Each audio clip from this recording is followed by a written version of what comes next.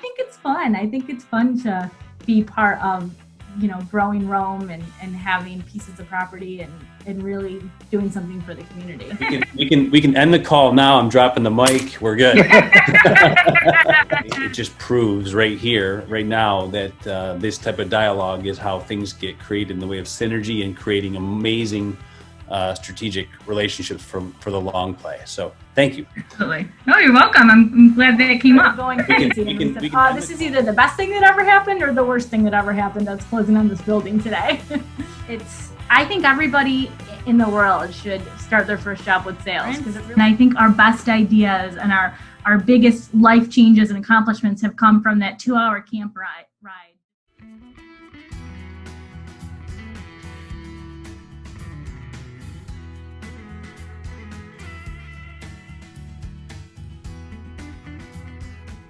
Hi, guys.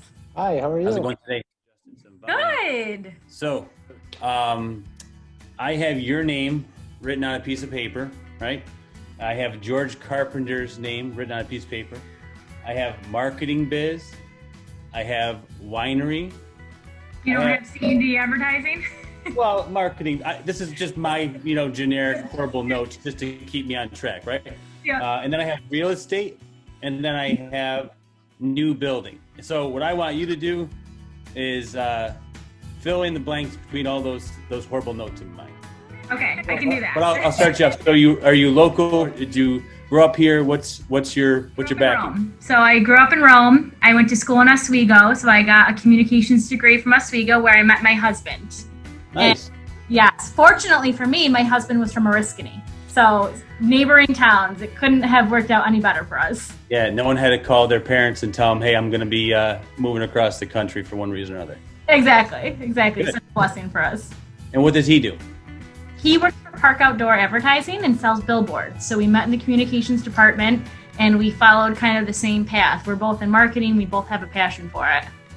So that probably, takes up a lot of your dinner conversation about what marketing efforts he's under and what you're doing. And do you always agree? And we always have these really great brainstorming sessions. We have a camp up in the St. Lawrence, and I think our best ideas and our biggest life changes and accomplishments have come from that 2-hour camp ride, just to say, like, you know what, this is what I was thinking, and we have 2 hours to develop it. So you have some little ones, right? Yes, we have a son. He's 3 and a half. He'll be 4 in September. Yeah, and you can squeeze in conversations when he's napping, I guess. He joins the conversation. One of these marketing ideas are probably from him. Absolutely. And it drives so much. We work with Simeon's Greek Restaurant. And a couple of years ago, I was a new mom and I knew Simeon's had takeout. And we were talking about what can we do to really help develop the takeout. And I said, I have a 6-month-old and Greek to go would be the way for me. We developed an entire campaign around Greek to go, and it really changed the landscape of his to-go business. So it spurred right from that moment of being a new mom and having a conversation with my husband and then with the client. Well, I started in the marketing business in a radio path right out of college. So in 2007, the day I graduated, I started working in the radio world and then moved into the advertising agency in 2012. Yeah, and that you feel that was a good way to cut your teeth? I would imagine it's pretty grueling in that space. Yes. I think everybody in the world should start their first job with sales. I agree. And it really teaches you how to work with all different people. This is what matters to me. When you were pounding the phone, is that fair to say? Cold pounding phone? the pavement. Pounding the pavement. So that was your style, is more brick and mortar, walk up, knock on the door. Absolutely. Right. Absolutely. Right. That is the challenging gig, because you get all walks of life who are in different kinds of moods and mindsets. But I am impressed with the way all the businesses have really innovated over the last 3 months. It's been amazing to see how people have adapted and really changed the way they do business to serve their community safer and better. And it really gives you the opportunity to solidify relationships. When this all happened, a lot of our clients closed their doors. So we all of a sudden had a full workload, and then it got a little quiet around our home offices. And we took that as an opportunity to bless our clients. And we did thousands of dollars worth of digital work, all on the back end without telling them, and then sent each of them an email and said, we know how hard this is and what you're going through, and this is what we've done for you to help you out. We really want to show you that We are your partners and we're in it with you. That, I gotta be honest, that almost made me get choked up a little bit. That's amazing. That's awesome. That's awesome. And they didn't know you were doing that. And then No. how was the reaction? We had one client, we did a little bit more work for this client in particular because of the type of industry that he's in. We actually rebuilt his website basically overnight so people could online order. And when we told him that we did that for him for no charge, he started getting teary-eyed like I am now and couldn't thank us enough. It was a client that we have had since day one. George Carpenter started this agency 24 years ago, and he was the very first client that wrote the very first check that's in our office. And when we told him we did that, he couldn't believe it. Wow. Good thing you took over there, because not only was Jen, that's amazing. Yeah, you're choked up, I can tell. Everybody's working from home or was working from home at that point? Yes, yep, everybody. We kind of saw the writing on the wall a few weeks ahead of time. So early March, we hooked up with our solutions provider and said, how can we get everyone set up to work from home? We're a little concerned. And it was actually Total Solutions, Big Mike from Total Solutions. A lot of people know him. He was incredible. He got our entire team set up to work from home basically in 2 days and didn't charge us for it. Really? And so shout out to Big Mike because we were so grateful for that. Can I pause you guys for a second? Sure. Now that I gathered my composure. So I'm smiling over here as I'm writing Big Mike's name down because the whole premise of this is to have people share their story and then help make the city smaller, right? And it doesn't have to specify what city. Last week I was talking to Steve Mitchell, which, as you well know, is the reason why you and I are talking. Yeah. And Steve and I were talking. Big Mike's name came up as a person I should get a hold of. And it just, so when you're talking about all these cool things that are happening and these super amazing gestures and the kind of people, it made me smile just because, it just proves right here, right now, that this type of dialogue is how things get created in the way of synergy and creating amazing strategic relationships for the long play. So thank you. Absolutely. No, you're welcome. I'm glad that it came up. We have the same mindset. We're really big on helping the community, and that a business really isn't in the community just to suck up all they can. It's really to serve others, to serve not-for-profits. So we've helped a range of not-for-profits during this time also. Really put together some nice fundraising videos, help them get their websites in shape to start collecting donations because everyone's in a situation where they need help. It's just a different landscape than it was 6 months ago. I don't know if my team loved it. We spent a day of service in a farm picking produce that we then donated to the rescue mission. So after your staff actually picked the produce, did everybody physically go down and deliver it to the end user? Yeah, we delivered it right to the rescue mission. So they struck down, we loaded it. It was squash and a lot of root vegetables. So we got our team together and we got everyone picking, everyone in their rain gear with their umbrellas, digging out carrots and squash and everything else. There's a winery on my list, but before we get there, I want to talk a little bit more about, kind of what's going on with you and what your path has looked like with where you work today. Okay, yeah, absolutely. George Carpenter called me, which seemed kind of almost out of the blue. I had known George. I knew he ran C&D advertising. So he called me and said, I would like to talk to you. Would you mind coming down? So I sat across from his conference room table from him, and he said, I've been thinking about the business, and I'm really looking to grow it. And if you're willing to come along and go on this ride with me, I think we could do really great things. I have a vision for having a dozen people supporting a dozen families and growing this business to be bigger than it is today. And I think there's a lot of opportunities. And he goes, I don't want to make you any promises, but I'm looking for someone to pass the torch to when I retire. I'm really looking for someone to build this business, love it as much as I have over the years. He was looking for someone to mentor, fortunately for me. and he said, I think that you could be that person. Are you interested? I couldn't believe it. Honestly, it's a God thing. To me, he almost called me out of the clear blue sky and said, hey, I was mid-20s at the time. I see something in you. I see how hard you work.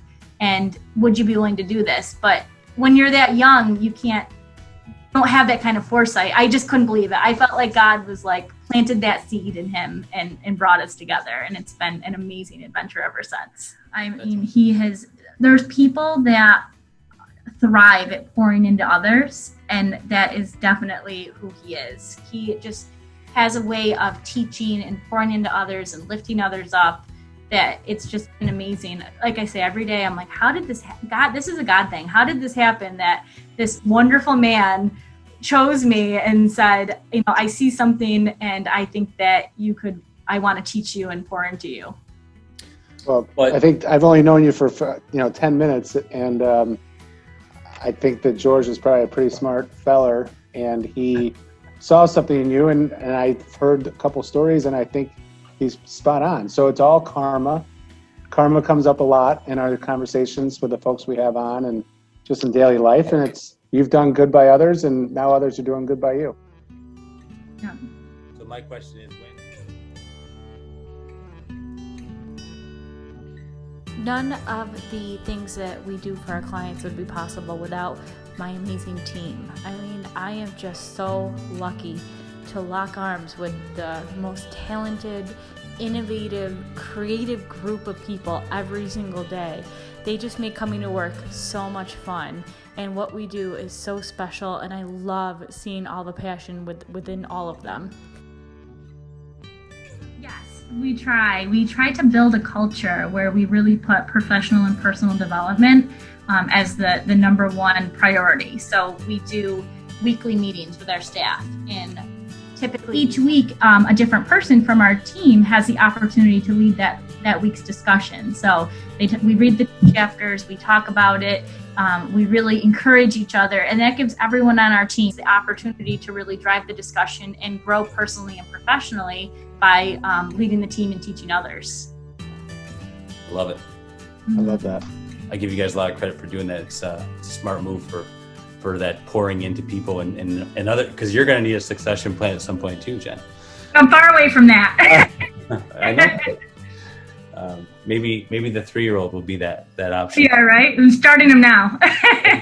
Get the seeds planted early. So what's it like on a daily basis? So when you say that George's style is unique, what's his method? So when he comes upon something, is it, hey Jen, come in and sit, or is it just kind of mentoring and teaching with just lessons and seeing him in movement, or maybe it's a mixture of a couple different things? But I'd like to hear your thoughts on it. Definitely a mixture of both, and a lot of time too, he's giving us the opportunity, giving me, and then which has allowed me to give it to my team, the opportunity to try new things and to really own the role that they're in. So we try to say that if this is your role, we want you to run it how you see fit, build it out, bring ideas, because you just, how do I want to say this? I'm going to borrow a story that George had shared with me. When we sat down with Water Safari, he sat down with them 20 years ago. So we've had Water Safari up in Old Forge as a client for 20 years. The then owner, Tim Noonan, said to George, if we don't fail once in a while, that means we're not trying new things. And in order to grow, we need to try new things. And that has stuck with me and stuck with our organization. So 20 years with Enchanted Forest or Water Safari, I don't know, is it still called Enchanted Forest or just Water Safari? Enchanted Forest, Water Safari. Okay, all right. I don't want to, talking to someone that does their brand, I don't want to step on toes here. So my next bullet on the list here is the winery. My family owns Villa Verona Vineyard and Bistro on 365 in Verona. So it's a bistro winery. It was the first winery in Oneida County. No Love it. Yes, yep. It's been great. My mom opened that in 2014. So it's been really awesome. She's been such an inspiration. She spent most of her career in the media business also. She was general manager of a group of radio stations here in Utica. And then when she retired from radio, she really wanted to do something to give back to the community. She wanted to build something new and bring a new industry to the community. She had sat on so many different boards and economic development boards. And she was like, all these other regions are building a beverage trail. Why can't we do that here? So she was the first winery in Oneida County. And then a lot have popped up, as you guys know. A lot of wineries and microbreweries and all sorts of craft beverage businesses have popped up since. Absolutely, yeah, big time. Was she a wine connoisseur? Did she love wine or? She likes wine, and my stepfather's a chemist, so he had the knowledge to make the wine. And there you go. Yes, that's really where it came from. They wanted to use her business background with his scientific background, and he had always done wines at home. He had entered them in the New York State Fair home version and some of the smaller competitions, and he always won. So together they had a really great opportunity to build something that they both loved. That's awesome. So this is back to what Peter mentioned earlier. I'm always intrigued by how do you produce a product in COVID, in the COVID world? Did the process have to change, or was there already enough space with a fewer employees and you didn't have the whole social distance element to kind of work around? Well, actually, the entire process changed because we switched everything over to hand sanitizer. Oh, did you? Yeah, so we switched, maybe 3 weeks into COVID-19. I can't remember exactly the day, but at some point in April, they purchased everything to make hand sanitizer. And what we did is we reached out to the community and we asked all the not-for-profits, how could we help? And we allocated a huge percentage of the hand sanitizer that we made to go to different nonprofits across all of New York State. So we love it. I mean, this business is so fun because you get to work with all different businesses, and it's a lot of people are like, it would be really cool to work for different companies, and that's what we do. When someone hires us on, they get a 10-person marketing department, and we get to really know different industries. We get to know them, get to know their team, be part of their team, be part of their process. And it's exciting to have that deep relationship with all these different businesses. And for a lot of our clients too, it gives them a chance to sit down outside of everything that they're taking care of and really concentrate on their business. Have you had any face-to-face interactions at this point with a social distancing perspective? Yes. Yep. So fortunately, a lot of our clients have big conference room or outdoor spaces. So we're sitting our social distance away and having those conversations. We actually just came back from the Fitness Mill. Have you guys heard of the Carbone Fitness Mill? It's in New York Mills, right? In New York Mills, yep. Alex Carbone runs it, and he's another great one that you should have on the show. He has a great story. His family had the Carbone Auto Group for many years. He was the marketing director. So he's just a blast because he has all these great ideas. I believe you mentioned you have a passion for some real estate stuff. Yes. Yep. So my husband and I listened and read the book Rich Dad Poor Dad, and it really changed the way that we look at life and business and the opportunities out there. We're fortunate to live in an area where, a small house isn't $1 million. We can look at developing a real estate business. So once we were in our first home and we decided to move to a different home, and instead of selling that, we rented it to a beautiful military family with 2 little kids. And that was dipping our toe in the real estate water. 3 years later, they're still our tenant, and we decided that now is the time to get into a different building. And as luck would have it, or God would have it, he put a building into our lap. Basically, the day that I said, we should look into a commercial building. The space we're in for C&D is too small. We've really outgrown our building, and we should start looking around. And we did one search on the internet, and the perfect building for us was there. Yeah, yep. So my husband and I closed on the building on Friday, March 20th, the day that the 100% stay-at-home orders came. Yeah. Oh, the lawyer's office, and everyone's phone started going crazy, and we said, holy cow. Is it a project where you have to rehab it and renovate it? And Yep. So we're actually zoned. We're right in the heart of Rome, on Court Street in the historic district. So we're renovating the building. We're trying to work with the city to get some DRI grant funds and renovate the building where C&D will have 1 floor, and then we'll rent out another floor to a commercial property or to a commercial business. Good for you. Yeah, I tell you, when I moved to Syracuse in 2000, it took a big swing. Like a lot of the brownstone projects, a lot of the big loft apartments. You go to Utica in Rome, even, I thought I saw Utica first just because I kind of passed through Rome on the way to Remsen. But I took a ride into the business park out there at Griffiths not too long ago and had a cup of coffee with somebody.